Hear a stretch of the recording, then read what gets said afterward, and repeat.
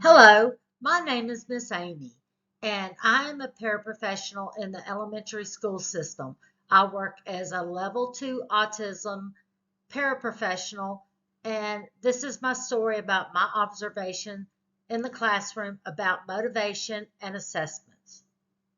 One of the most important motivators that I witnessed during my teaching observation was the teacher's utilization of the Snoop Dogg affirmation song. The song is engaging and informative, and the students begin their day positively. When the students learn affirmation, such as, I choose to be happy, I get better every single day, my feelings matter, and I care about others. It motivates them to be optimistic about their actions in life. The song uplifts them and puts them in a positive mindset to start their day. Words have power. Once again, words have power. Please click on the link to hear Snoop Dogg's affirmation song so you can use it daily with your students if you choose to motivate them through affirmations. Trust me, the students love it. When we talk about motivation with students, motivation begins with knowing your students. Do not let their past failures bias you against them. Do not listen to negative statements from former educators. Do not let their disabilities cloud your judgment about their learning potential. Be aware of a student's false belief about themselves. They may believe they're bad students. They may not realize their self potential. Please do not focus on their past failures. Do not kill their confidence. Allow them a clean slate to learn in your classroom. You must acknowledge any accommodations or modifications that a student has, but do not hold their past against them. Please do not start the year negatively with a student because you formed a judgment against them. You have to learn methods to motivate students, whether they're self-motivated or they need a lot of encouragement and help to reach their potential.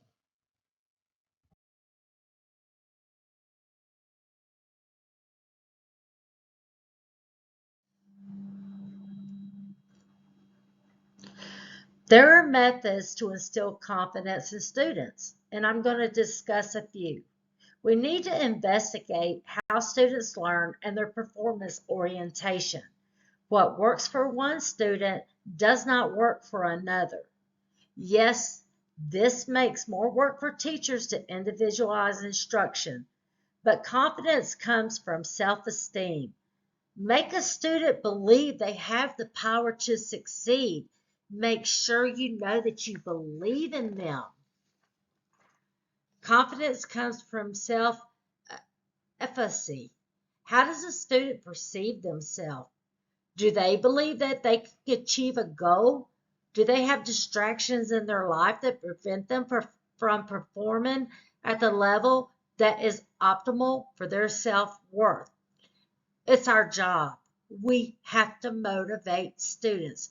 We have to conceive as a consequence their goal achievements.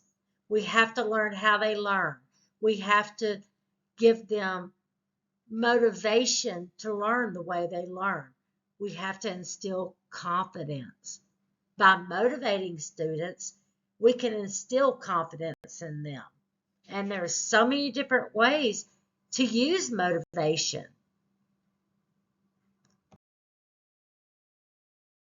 Students need different motivations that are catered to their learning styles. You must adapt to their method of learning. This makes the job challenging, but the students are all not built to learn the same. Motives for behaviors are a huge challenge for educators. Reinforcers are often needed to help educators motivate a student with behavior difficulties. This may present as offering a snack or a break to a student when you're trying to stabilize in your classroom. You will have to look at their accommodations and modifications for the student to see what will be successful in managing the behavior. You must familiarize yourself with this information to be successful with the student. Knowledge is power. The more you know about the student, the more helpful you can be. Motives as interest. Find out what triggers your student to learn. Find out what they're interested in. Motives as self-determination. You're going to have some students that are self-motivated, whether it's through parents teaching or through educator teaching.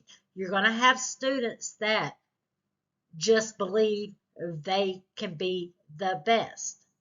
Those are the best students in the world, but you will have a challenge keeping them occupied and interested. You're going to have students that are not self-determined, and you're going to have to find a way to motivate them.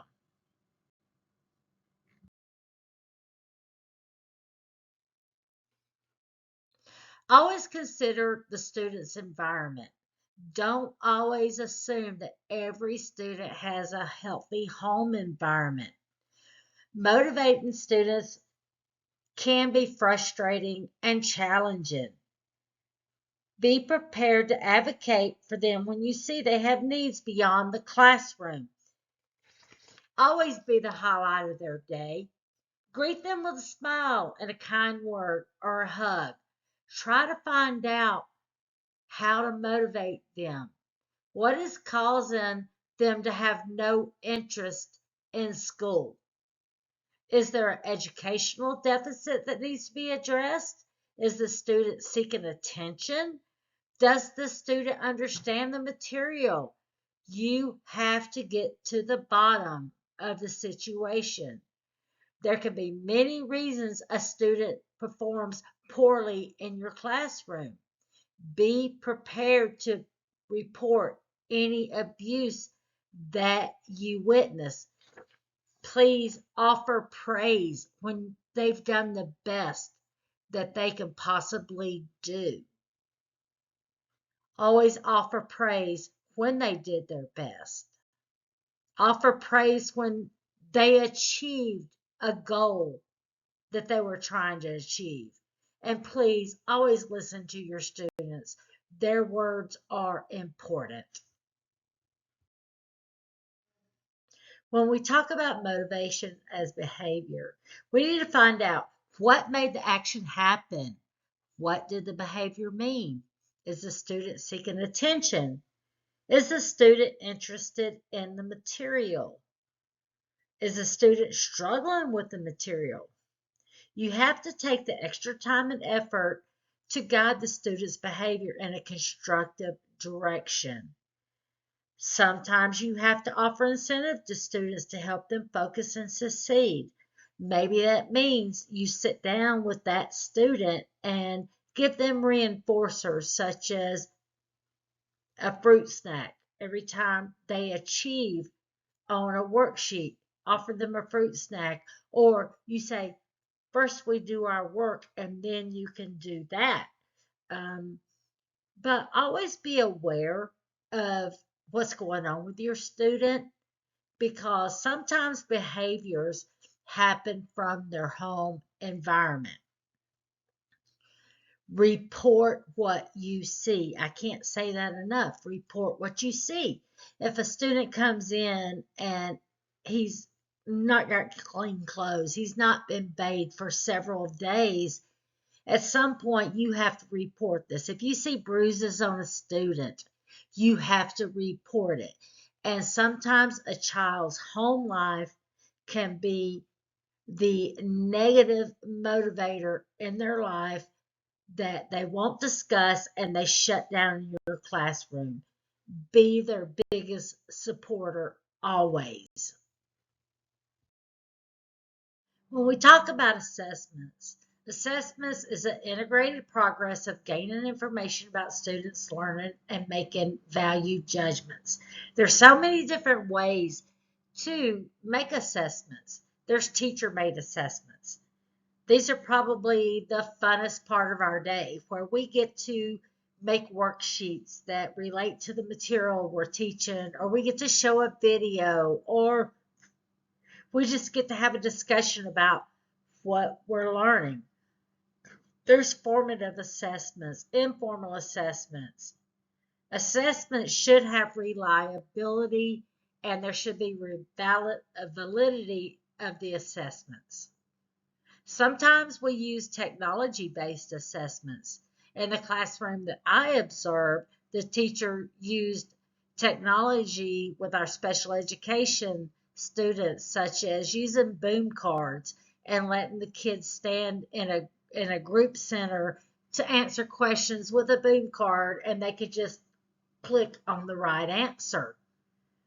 Standardized testing is another subject. It's very difficult. I feel like that so many teachers spend so much time getting ready for standardized testing. This are government mandated testing that every student must go through. The teacher is proctored when she gives standardized testing. She's not allowed to help the students. She's not allowed to even give any guidance to the students. But she must work for months before standardized testing to get them ready. Special education students have a different form of testing. They are on a modified testing schedule. Every special education student's modified testing from grade 3 to 5 looks different than a general education testing. But I do understand that testing is important to receive government help and assessments for our school system to make sure that our students are learning the proper information. But I'm telling you, teachers absolutely hate it. It just takes away so much time from the time that they could be spent teaching students curriculum.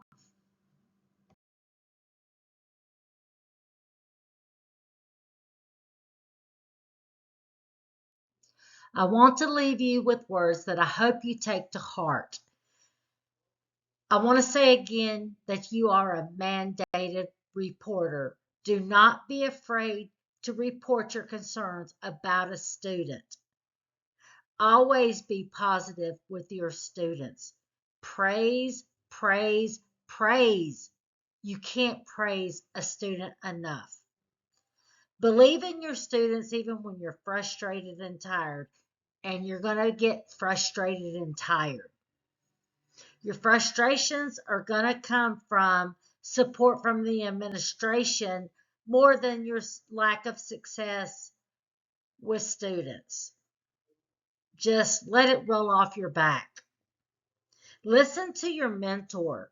Don't be afraid to ask questions, and always observe other teachers and what they are doing with their students. Don't be afraid to seek help because you're not alone. You are not alone in the school system. But one of the most essential tips that I can offer is that consistency is the key to a successful classroom. Always be consistent with your students. Always let them know your expectations. I wish you much success in your first classroom experience. Be bold, don't be afraid to speak your mind, and take care for yourself. Take time for your own self-care. Do not lose who you are because you are a teacher. This is your job and not your entire life. Take care of yourself.